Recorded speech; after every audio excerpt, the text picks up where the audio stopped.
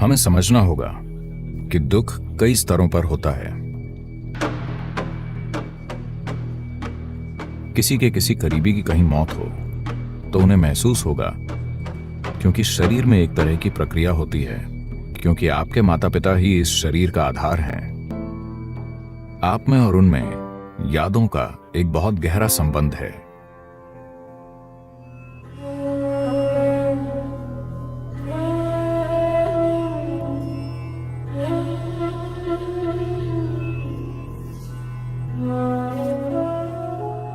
मृत्यु बस यही है कि जो व्यक्ति आपके पास था वो अब मौजूद नहीं है। बस यही। एक जीवन गायब हो गया। आप उसके लिए नहीं रो रहे हैं। बात बस इतनी है कि एक व्यक्ति जो आपके लिए कोलाज का एक हिस्सा था अब मौजूद नहीं है, इसलिए ये आपके जीवन में एक खाली जगह छोड़ देता है। वो आपके कितने करीब थे उसके मुताबिक ये आपके जीवन में उतनी बड़ी खाली जगह छोड़ देता है। तो आप किसी व्यक्ति की मृत्यु से नहीं जूझ रहे हैं, आप उस खाली जगह से जूझ रहे हैं जो वो आपके जीवन में छोड़ गए हैं। मान लीजिए दूर का रिश्तेदार या कोई दोस्त, एक परिचित व्यक्ति मर जाए तो आपको 1 घंटे तक बुरा महसूस होगा, फिर आप ठीक हो जाएंगे। पर आपका बहुत करीबी और प्रिय इंसान चल बसे तो वो एक बड़ी खाली जगह छोड़ के गए हैं। समस्या ये है कि आप ये खाली जगह भरना चाहते हैं जो आप में है। इस खाली जगह की वजह है, अब जो मैं कहूंगा वो उस स्थिति में मौजूद लोगों को बेरहमी लग सकती है, पर यह समझना जरूरी है। अगर आपको सांत्वना चाहिए, अगर कोई मेरे पास आता है जिसने अभी अभी अपने प्रिय को खोया है, तो मैं उन्हें गले लगाकर उनका बचाव करूंगा और सांत्वना दूंगा। पर यह तय करें कि आपको आराम चाहिए या जीवन में एक समाधान, क्योंकि आज ये व्यक्ति मरेगा, कल वो मरेगा, परसों मैं खुद मर सकता हूं। कोई फर्क नहीं पड़ता। लोग मरते रहते हैं क्योंकि हम मरने वाले लोग हैं। आइए इसे समझते हैं। हम सभी मरने वाले लोग हैं। सबसे पहले हमारे मन में यह पक्का होना चाहिए कि हम एक दिन मरेंगे। तो हमें समझना चाहिए कि दुख कई स्तरों पर होता है। एक मानसिक दुख होता है, विचारों और भावनाओं में उस व्यक्ति की कमी महसूस होती है। पर एक और चीज ये है कि आपने उस व्यक्ति की अपने शरीर में कितनी याददाश्त बनाई है। मान लें कि अगर वो आपका बच्चा या पति या पत्नी या कोई बहुत करीबी रिश्ता हो तो आपके शरीर में कुछ याददाश्त होगी। इसे पारंपरिक रूप से योग संस्कृति में ऋणानुबंध कहते हैं, यानी शरीर ने एक बंधन बनाया है। आपकी मानसिक मित्रता, मेल और प्रेम वगैरह से परे शरीर ने खुद यह बंधन बनाया है। कई लोग ये महसूस करते हैं उनका कोई करीबी कहीं मर गया, उन्हें कोई जानकारी नहीं मिली, पर अचानक उनकी ऊर्जा कम हो गई है और वो नहीं जानते कि क्या हुआ है, पर वो अचानक लगभग बीमार हो गए। वो कमजोर महसूस करने लगे। फिर कुछ घंटों या कुछ दिनों के बाद उस व्यक्ति की मृत्यु की जानकारी मिली, पर यह पता चलने से काफी पहले ही उन्हें वैसा महसूस हुआ, क्योंकि शरीर में एक तरह की प्रक्रिया है कि यादें खुद को मिटाने लगती हैं और आपको लगता है कि आपको कोई छोड़ रहा है। 21 साल की उम्र तक अपने माता पिता या बच्चों के साथ आपका ऋणानुबंध सबसे मजबूत होता है। 21 वर्ष की आयु पार करने को पहली तिमाही कहते हैं। योग की दृष्टि से जीवन का चक्र 84 साल का है। पहली तिमाही यानी 21 साल। 21 से कम की उम्र में आपके माता पिता मर जाएं या 21 से कम उम्र का बच्चा मर जाए तो परेशानी सिर्फ भावनाओं में नहीं, शरीर में भी परेशानी होगी। वो शरीर में प्रकट होगी। शारीरिक इसलिए होगी क्योंकि ऋण अनुबंध मजबूत है, पर 21 के बाद काफी हद तक विचारों और भावनाओं में परेशानी होती है। ऋण अनुबंध से हमारा मतलब है कि आपकी भावनात्मक या मानसिक परेशानी अलग चीज है। ऋण अनुबंध यानी शरीर की यादें। शरीर में यादें होती हैं क्योंकि जिसे आप माता पिता कहते हैं वो इस शरीर का आधार है। आपके बीच एक बहुत गहरा यादों का रिश्ता है जो 21 वर्ष तक सबसे मजबूत होता है। 21 के बाद ये कमजोर हो जाता है। पूरा खत्म नहीं होता, बस कमजोर होता है। मान लीजिए कि आपकी उम्र 42 वर्ष है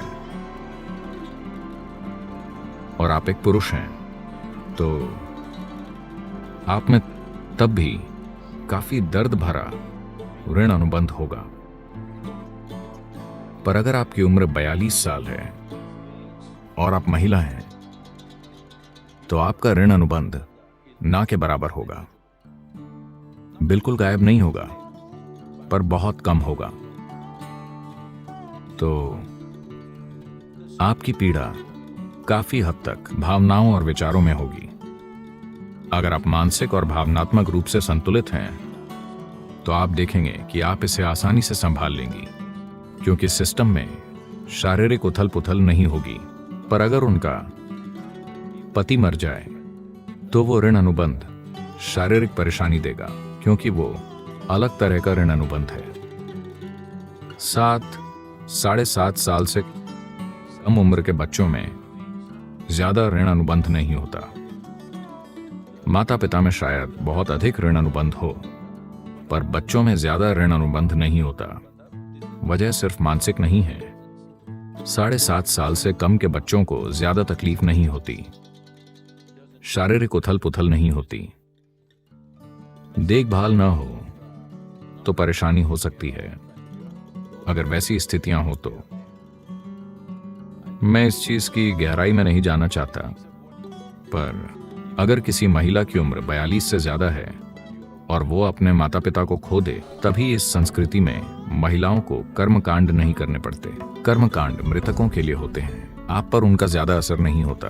पर 21 से कम के लोगों को कर्मकांड करना बहुत जरूरी है, क्योंकि वो मृतकों के लिए भी है और आपके लिए भी। यह आपके लिए बहुत जरूरी है, क्योंकि जो मर गया वो गया, जो होता है हुआ।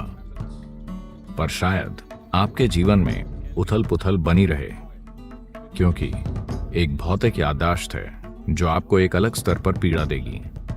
भले ही आप मानसिक और भावनात्मक रूप से संतुलित हों, फिर भी आपके अंदर एक दर्द बना ही रहेगा।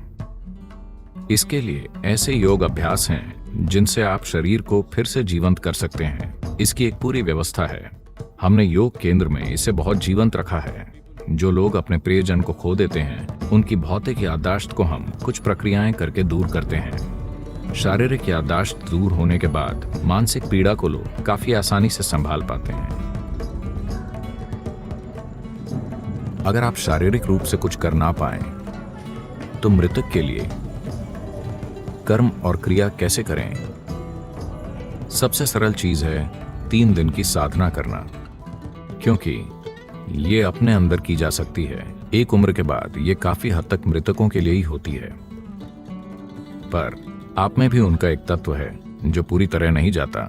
हमारा शरीर उस वंश की जानकारी से कभी भी पूरी तरह मुक्त नहीं होता जो हमें माता पिता से मिली है। उससे परे जाने का एक तरीका है, पर हम पूरी तरह आजाद नहीं हैं। भौतिक शरीर एक खास तरह से काम करता है। तो बस 3 दिन तक अलग रहना और साधना करना। अगर आप और कुछ नहीं जानते, तो बस महामंत्र ओम नमः शिवाय का 3 दिन जितना हो सके उतनी तीव्रता से जाप करें। आप दिन में कम से कम 4.5 घंटे ऐसा करें। तो परेशान होने की जरूरत नहीं है, क्योंकि दूर रहना अच्छा है। वो एक संवेदनशील समय होता है। पर अब मृत्यु और अंतिम संस्कार, मृत्यु के बाद की चीजें एक सामाजिक बकवास बन गई हैं। लोग घर पर आते हैं, आपको उन्हें कुछ खिलाना या पिलाना पड़ता है। पश्चिमी देशों में ये एक बड़ी बात हो गई है। भारत में भी ऐसी चीजें हो रही हैं। बेहतर यही होगा कि आप समाज की बकवास से दूर होकर कुछ समय अकेले रहें। जब आपके जीवन से कोई महत्वपूर्ण व्यक्ति चला जाए, तो यह जरूरी है कि आप सामाजिक चीजों से खुद को बहलाने के बजाय अकेले रहकर अपने साथ कुछ करें। ये सामाजिक चीजें हैं, लोगों का दुख संभालने का तरीका है। मूवी देखना, किताब पढ़ना या फिर टीवी देखना। दिल बहलाने की कोशिश ना करें। हमें अपने अंदर की परेशानियों का सामना करना चाहिए। अपना ध्यान भटकाने की कोशिश न करें। ध्यान भटकाना समाधान नहीं है।